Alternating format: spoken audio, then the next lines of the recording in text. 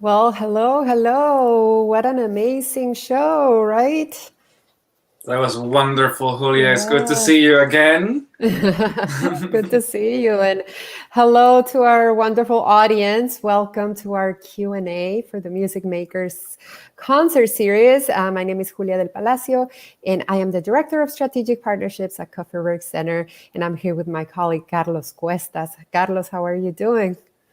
Doing well, not better now with this breathtaking performance, the virtuosity, the heartfelt delivery. It's a bit too much to take, actually. It was wonderful. We're very lucky to have experienced Alex's work today. For sure. Yeah. And so we're going to be asking Alex some questions and, of course, talking to him about this one particular set, which was incredible. So let's bring Alex into the studio. Hello, everybody. There he is. Carlos. How are you, Alex? How are you doing? Yeah, I'm very good, very good. Very excited for this opportunity to play live. And it was amazing. I'm very happy. Thank you for the opportunity. Absolutely. How do you feel about watching your set on the screen? Well, it always looks weird seeing seeing yourself playing. As you guys know, you're both musicians, but it's very good. It looks amazing. I'm very happy with the result of the video and the music and the production. I mean, this is amazing. That is happening in times of COVID. This is incredible. Absolutely. Yeah, we're very happy to have been able to sort of get you to play for our series, even though you are in Spain, right? I'm in Spain right now. I'm almost 2 a.m. It's great. All right. So it's every 3 years. It's perfect time for dinner time. Yeah. Exactly. So I guess that's one of the silver linings of this whole situation, that we're able to get incredible artists from different parts of the world to just join us and play some music and have a conversation. So thank you. Yeah, well, of course. Yeah, so we're going to have our audience ask some questions. And of course, we're going to be sharing some of the comments that we've been getting already, congratulating you for the set and all of that. But why don't you start by telling us a little bit about your background and how you got to Queen's College? Yeah, my path has been pretty all over the place. I started playing piano. I was 4 years old. I started playing classical. And here in Spain, if you want to play music, you have to go to the conservatory. So that was my beginning in music. And my parents both are musicians, so I always played music with them. And I started the conservatory here in Valencia. Then I went to Barcelona to continue my studies in jazz after I graduated in the conservatory. And then I attended Berklee College in Boston. And that was an amazing experience. That was amazing. And then after graduating, I moved to San Francisco, where I was working and performing all over the place from there. But after some time, I think it was 2016, I wanted to get back to the East Coast to be closer to Europe. So I attended Queen's College because I think it was the best choice for me. There were incredible teachers. I knew some of my teachers that I studied there with. Michael Mossman was there, and I knew him already from Spain. So I in my mind was pretty clear. I wanted to go to Queen's College because what the school offers is pretty incredible. And in fact, I recommend most of my students, when they are thinking about going to college, I recommend them to go to Queen's College and to do their masters, because I mean, out there, I don't know about the classical program in Queen's College because I was attending for jazz, but for jazz it's an extraordinary program. There are Jeb Patton is an incredible piano teacher who performs a lot and teaches there, and so is Mike Mossman and Jimmy Heath, who we lost not too long ago. He was also around. So, I had a great opportunity, and I always say it, and I'll never stop recommending to my students to go to Queens College, because it's definitely a great choice for anybody who wants to learn jazz and be in New York on the mecca of jazz. Queens College is the place. I always recommend that. That's fantastic to hear, and I can attest from personal experience. Being a classical trained musician, that Queen's College's classical music program is also a fantastic program that you can unabashedly recommend to anyone who you know in Spain who wants to come to New York. And obviously, public education.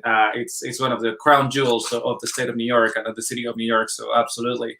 And talking about a little bit your background again, like you told us you started playing classical music. You sort of went literally all over the place with your piano. But when it came to your interest in the non-classical tradition, right? Like, were you more drawn towards jazz, or were you more drawn towards flamenco?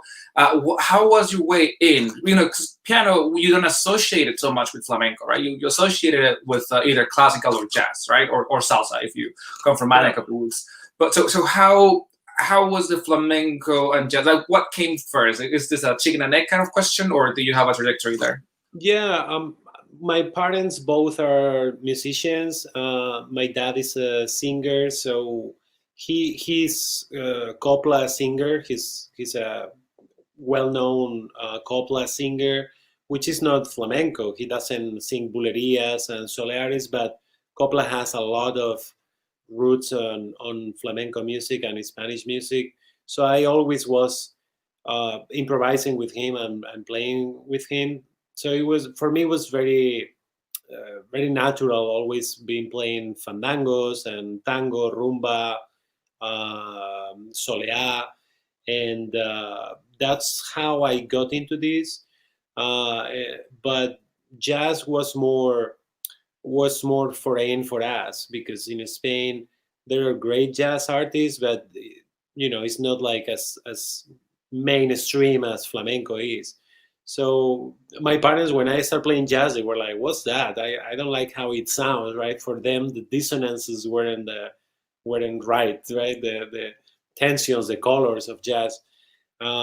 So I will say the first thing I was growing with was more copla music, then flamenco, kind of learning on the streets, if you will say that, and then classical was, of course, there is a whole music programs here in Spain that you can learn top quality classical music.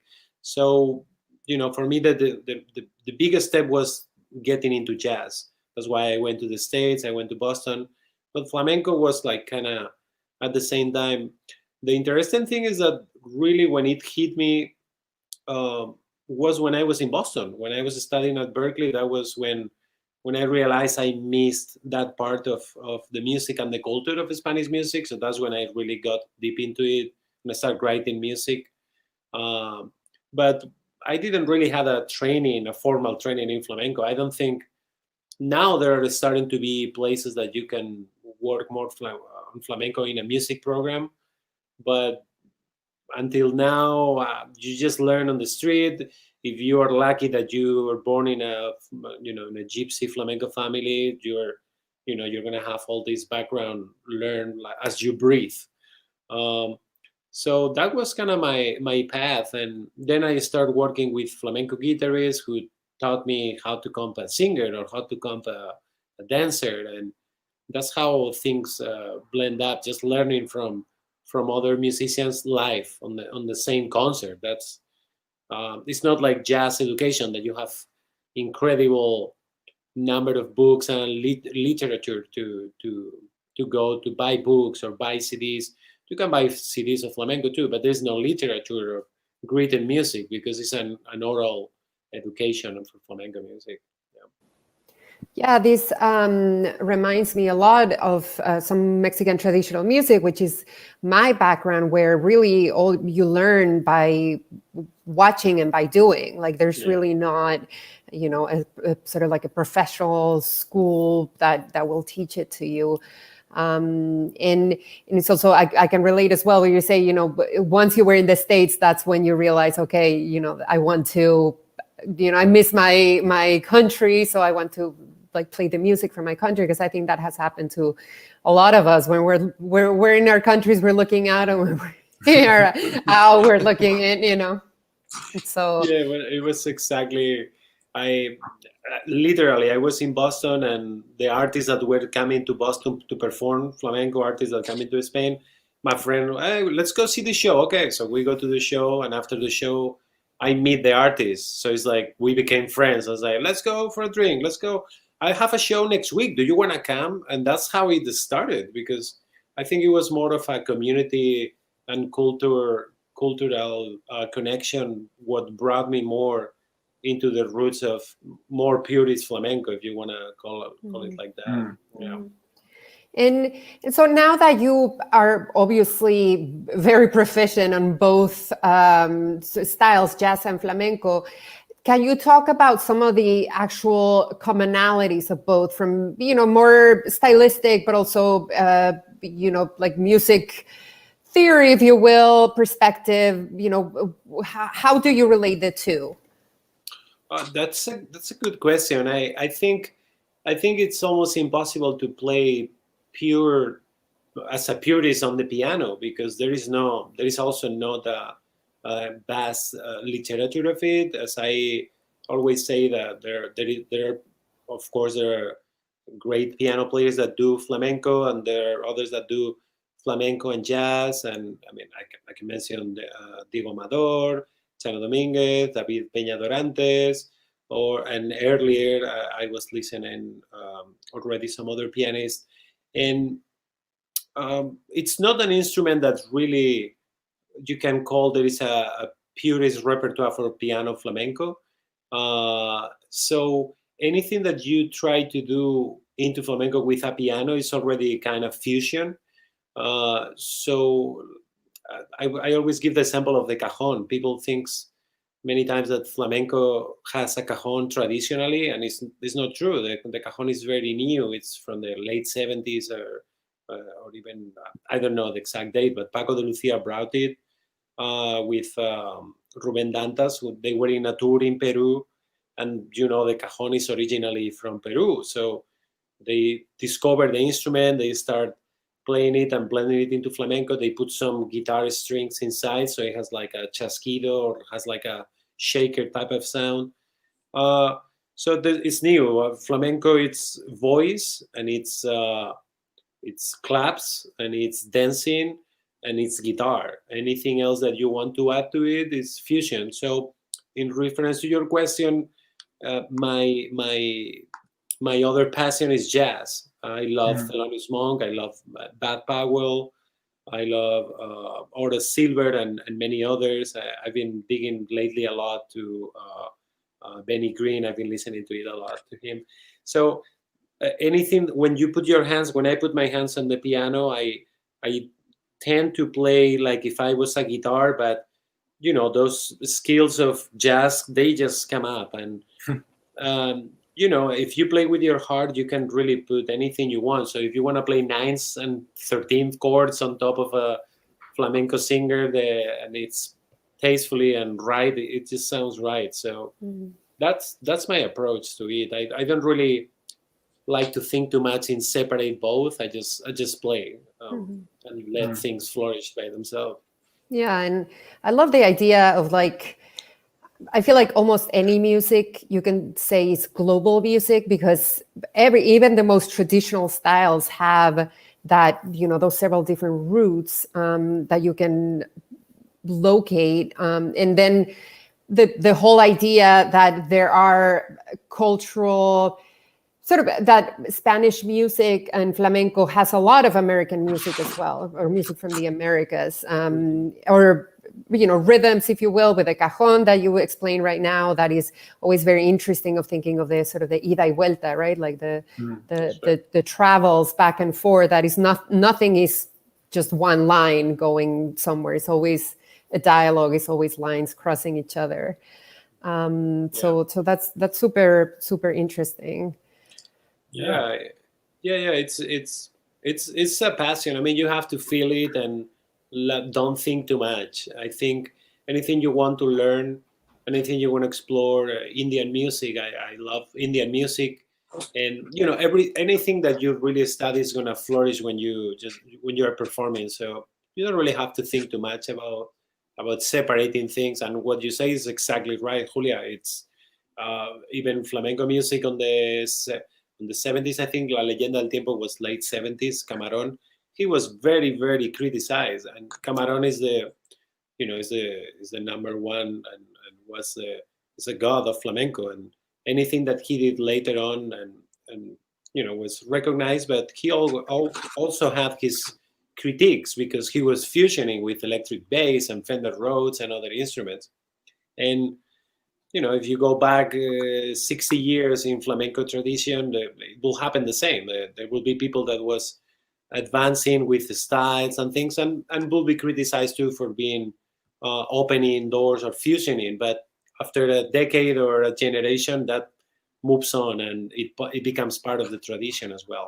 Yeah, and that's such a fascinating process, right? Like the standardization of what once shocked the public. I mean, you can think of Piazzolla as well in Argentina, and like he famously received death threats for messing around with tango, and now you can't imagine tango without the Piazzolla type of approach. So, that's a fascinating project. But to take the conversation a bit back into the more sort of like traditional flamenco jargon, if you will, I wonder, it's like, I have a question that's kind of two questions. So, for those of us who are sort of familiar with flamenco, we understand that palo, or the way I understand what palos are the different sort of like rhythmic cycles that you can actually have within the flamenco tradition. So if you wouldn't mind expanding on what palo is, and tell our audience what is your favorite palo to perform?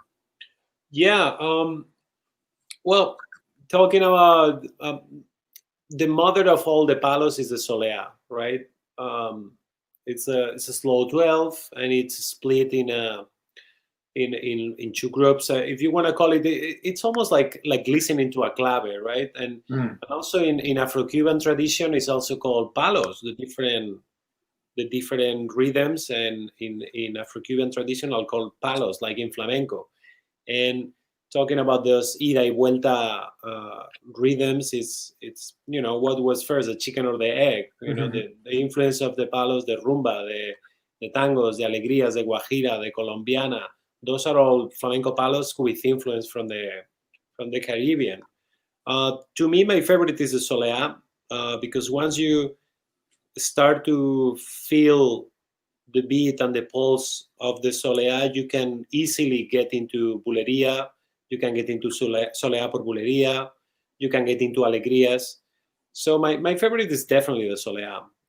The second, I think it was the second piece I played solo. That was actually, I think it was the third, the Pacific solea. And it's in 12 if you count it like 12, 1, 2, 3, 4, 5, 6, 7, 8, 9, 10. That's a clave. That's a 2-3 clave. 1, 2, 1, 2, 3, 1. And if you speed it up, it's called solea por bulería or alegría. 1, 2, 1, 2, 3, 1, 2, 1, 2, 3. So it's a clave, but we count it in 12. 12, 1, 2, 3, 4, 5, 6, 7, 8, 9, 10, 11, 12. 1, 2, 3, 4, 5, 6, 7, 8, 9, 10. That's how we count it. Easy enough.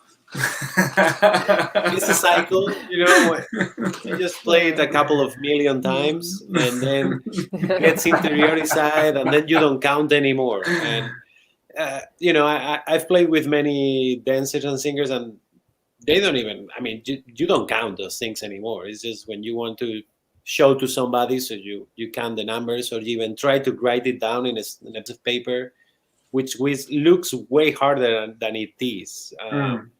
So that, I can't remember who told me there is this traditional music that they say if you write it, that's when you lose the whole thing. And flamenco music is one of them. When you write it, you can just get a little approach to it, but I remember I did a collaboration with the Oakland Symphony for 3 years in a row, and I was writing for the orchestra, and it was flamenco music, and I remember talking with the singer before starting this project, and she couldn't understand. She would literally tell me, how can you play flamenco if everything is written? I don't understand. And I was trying to explain, like, no, you have to sing your lyrics, your letras. You have to sing them without the stop, as it is, as a block. And she will then understand, because after she sings the first part of the letter, she wants to breathe. She wants to let the music. It's like, we can do that, but if we do that, I'll write it that way, and then you have to repeat it exactly. And she will not understand. She will like, that's impossible. I need to be on the moment. I need to be present, and improvise with the spaces and let the music breathe. So there is definitely a big part of it. I think there is a big part of it that writing the music is not a good thing in many ways, but I think things are evolving, and that's why I created the Piano Flamenco Institute in New York to keep writing. I write everything down, everything I play, all the music for piano flamenco. I write it, and I teach a lot too, and I think it's positive. I think it's gonna open for people to be more accessible, the music, because if you're not born in a family of flamencos, you're gonna have a really hard time. But if you write the music, at least you give the opportunity to. I have students all over the place from Japan that they buy me the scores, and at least they have the chance to enjoy the music, and maybe they want to continue and pursue a career into flamenco, and maybe not. But I think it's a positive thing that we write everything down. Yeah, absolutely. And I have to say, I've seen you teach, Alex, and you are an incredible teacher. So thank you. Anyone out there who's interested in learning more about flamenco. Thank you. I'm fortunate, because before the pandemic hit, for the last 2 years after I graduated at Queen's College, when I opened the institute, I started getting lots of students, and I'm very fortunate that even with the pandemic now, they still continue with the lessons online, and hopefully we can be in person again. But it's going well, and I can't complain at all about it. So yeah, that's great. Thank great. We have a question from Teresa in the audience on YouTube. She says, "Great show. You all play and perform so well together. How do you all meet?" That's a good question. The percussionist is an incredible percussionist who is a teacher at Berkeley, Valencia, in Spain. And we met quite a few years ago, and he's a top percussionist and a good friend, and I know his wife too. And every time I come to Spain, I like to call him, because first of all, because he lives nearby, and second, because he's really one of the top flamenco percussionists, and it's not easy to play percussion for this style. And Jessica is a dancer also from Valencia, and she's incredible. We met recently last year when I was here for the holidays in Christmas. I had a couple of shows, and somebody recommended me to hire her, and it went great. And El Johnny is a percussionist, the clapper. I performed with him once last year, and he's very, very, very tight on percussion, and I was decided to call him.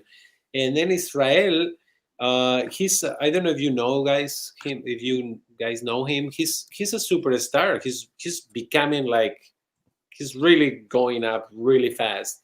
He's some people even compares him to Cameron, although that's a high comparison. He's really on top of the game, and on the next 2, 3, 4 years, you're gonna see him how he's gonna do great things for this music.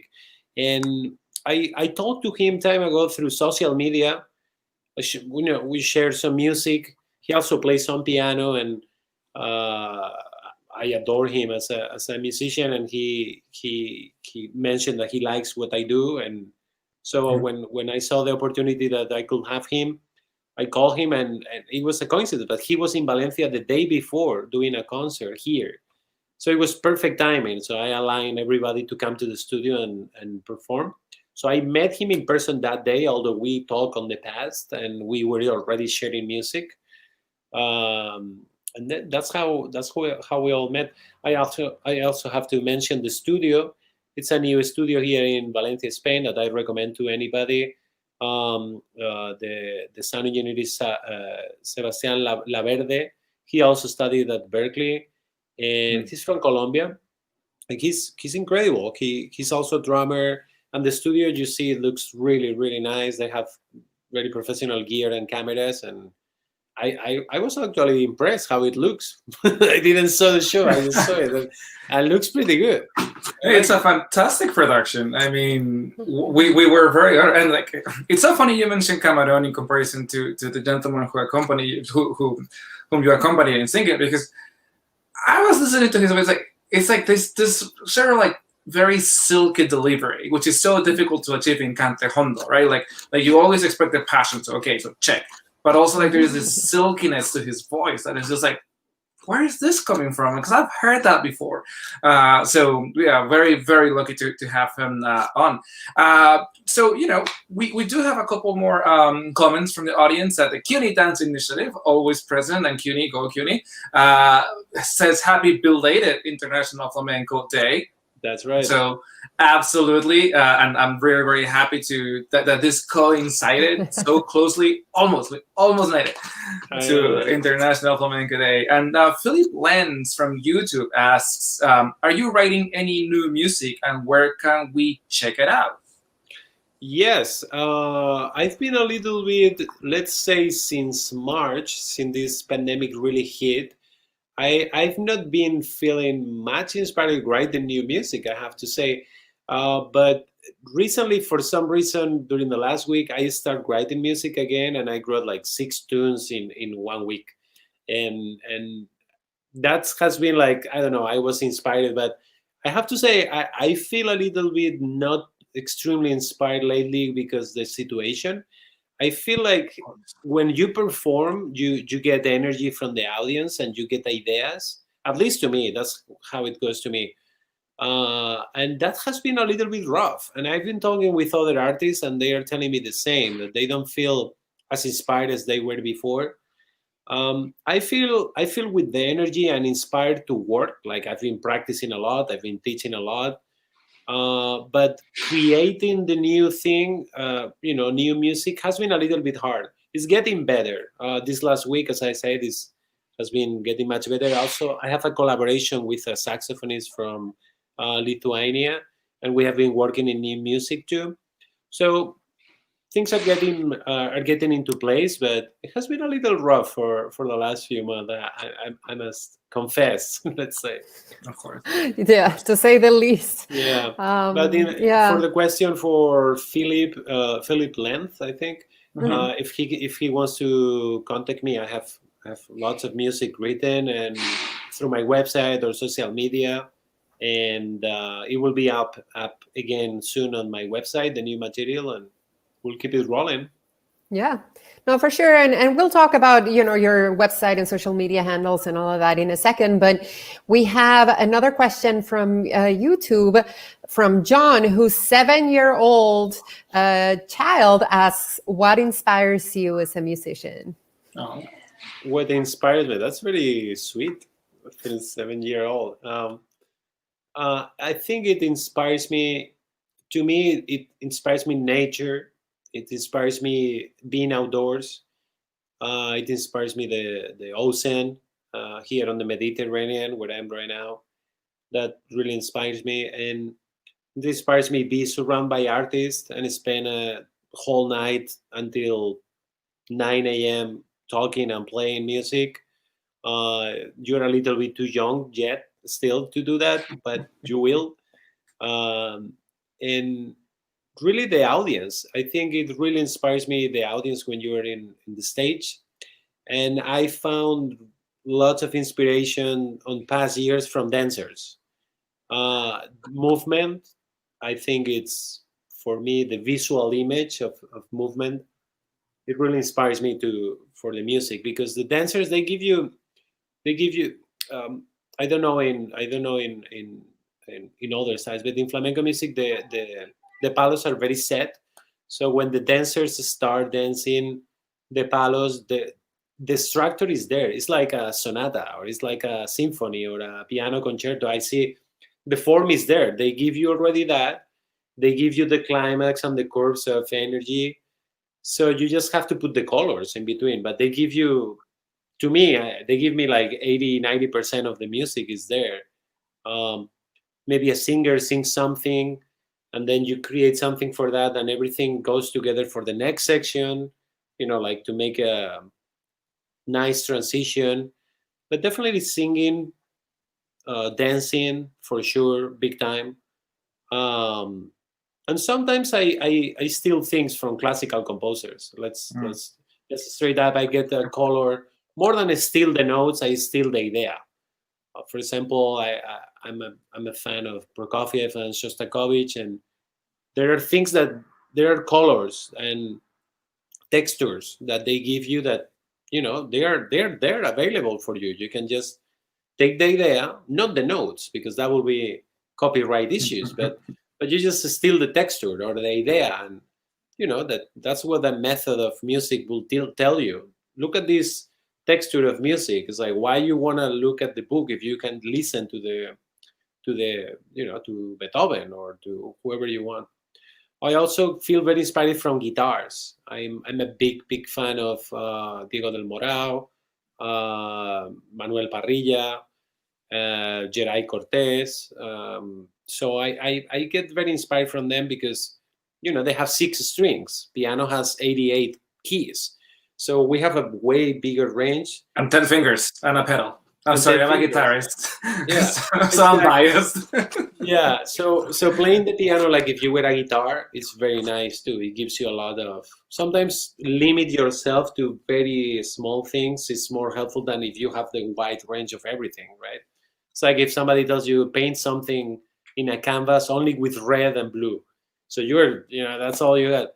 So playing the piano like if it was a guitar with, 2 fingers, mid register, a little bit lower. So that's also nice for me. Very, very interesting. All right, so we're going to start wrapping up our conversation. But before we go, tell us where people can find you, find your music, and see what else you're coming up with in the future.